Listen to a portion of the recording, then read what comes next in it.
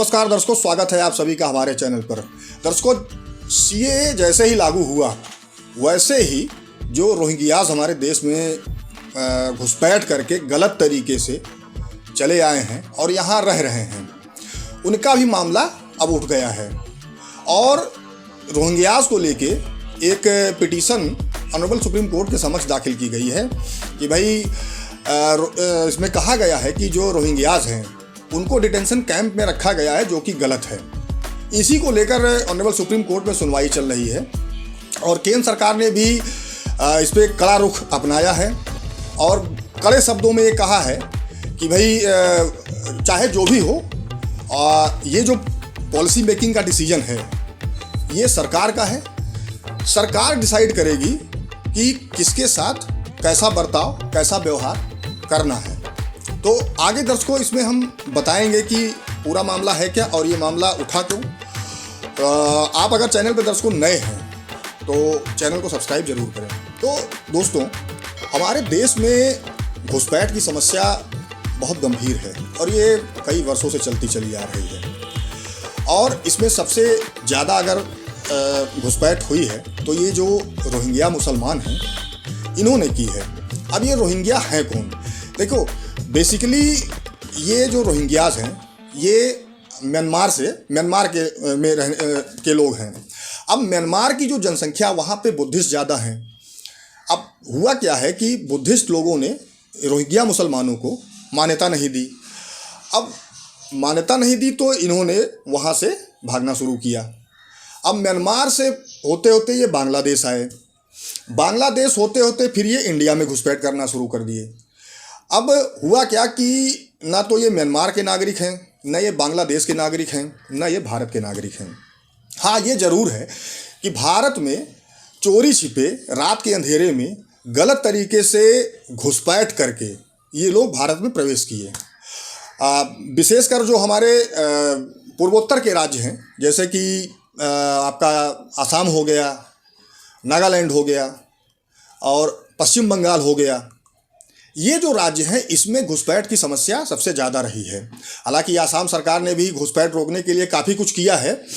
अब जैसे ही देश में सीएए लागू हुआ उसके बाद से एक पिटीशन ऑनरेबल सुप्रीम कोर्ट के समक्ष इस बात के लिए लाई गई कि जो रोहिंग्याज हैं उनको डिटेंशन कैंप में रखा गया है और ये गलत है। जो केंद्र सरकार ये कर रही है गलत कर रही है, तो इस पर कोई आदेश पारित किया जाए। जिसमें ऑनरेबल सुप्रीम कोर्ट ने केंद्र सरकार से हलफनामा मांगा था, तो केंद्र सरकार ने बहुत ही कड़े शब्दों में कहा है कि भाई जो रोहिंग्याज हैं हम उनको नागरिकता नहीं देंगे, या किसको नागरिकता देनी है किसको नहीं देनी है ये केंद्र सरकार की पॉलिसी है, ये डिसीजन मेकिंग पॉलिसी है। इसमें न्यायालय को हस्तक्षेप नहीं करना चाहिए और ना ही कोई ऐसा आदेश पारित करना चाहिए। केंद्र सरकार ने ये भी कहा कि इस तरह की जो पिटीशनें हैं उसको कोर्ट को निरस्त कर देना चाहिए, खारिज कर देना चाहिए, इस पर सुनवाई नहीं करनी चाहिए। अब ये जो रोहिंग्याज हैं ये पूरे भारत में जगह जगह फैले हुए हैं और इनकी जनसंख्या बहुत ज़्यादा है। अब जो चीज़ें और उठाई गई उसमें ये भी कहा गया कि जो रोहिंग्याज है इनसे नेशनल सिक्योरिटी को भी बहुत खतरा है। जैसे कि ये लोग गलत तरीके से प्रवेश किए, फिर गलत तरीके से इन्होंने आईडी कार्ड्स बनवा लिए, जैसे कि आधार कार्ड हो गया, वोटर आईडी कार्ड हो गया, पैन कार्ड हो गया और भी तरह की बहुत सी चीज़ें हैं जो इनके द्वारा की जा रही हैं। तो जिसको लेकर चाहे वो देश का बॉर्डर हो, चाहे वो देश की सुरक्षा की बात हो, ये देश की सुरक्षा के लिए बेहद ही खतरनाक हैं। और कोई भी डिसीजन जो है वो केंद्र सरकार ही इनके ऊपर लेगी। इसमें न्यायालय को हस्तक्षेप नहीं करना चाहिए। केंद्र किसको नागरिकता देगी, किसको नहीं देगी, किसको इस देश में रखेगी, किसको नहीं रखेगी, ये सिर्फ केंद्र सरकार को ही इस पर विचार करना, केंद्र सरकार को ही इस पर पॉलिसी बनानी है। अब ये जो रोहिंग्याज हैं इनको यूनाइटेड नेशन ने एक कार्ड जारी किया है, UNHRC कार्ड। ये रिफ्यूजी का कार्ड होता है कि इसलिए जारी किया गया है कि ये जिस देश में जाएं वहाँ इनको कोई दिक्कत ना हो। लेकिन 1951 में जब ये लाया गया तो उसमें जो समझौता हुआ उस पर भारत ने साइन नहीं किया था, इसलिए UNHRC का जो कार्ड है उसको भारत यानी कि भारत में नहीं चलेगा या भारत इसको नहीं मानता है। तो उस लिहाज से ये जो रोहिंग्याज हैं इनको इस देश में रहने का अधिकार नहीं है।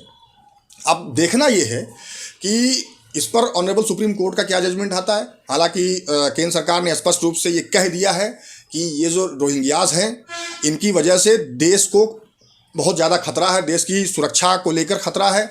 अब आगे सुप्रीम कोर्ट का रुख क्या रहेगा, और भी बहुत से लोग हैं जो रोहिंग्यास को लेकर काफ़ी परेशान भी रहते हैं हमारे देश में। आप सभी जानते हैं सीएए लागू हुआ, उसके बाद से लोगों ने इसका विरोध भी किया सीएए का, और विरोध सिर्फ इसलिए किया कि ये जो मुस्लिम्स हैं, जो रोहिंग्याज हैं, जो घुसपैठिए हैं, इनको नागरिकता नहीं दी जा रही है। इसमें जो 3 देश हैं, पाकिस्तान, बांग्लादेश और अफगानिस्तान से जो अल्पसंख्यक हिंदू, बौद्ध, पारसी, जैन, ईसाई, सिख, इनको ही दी जा रही है।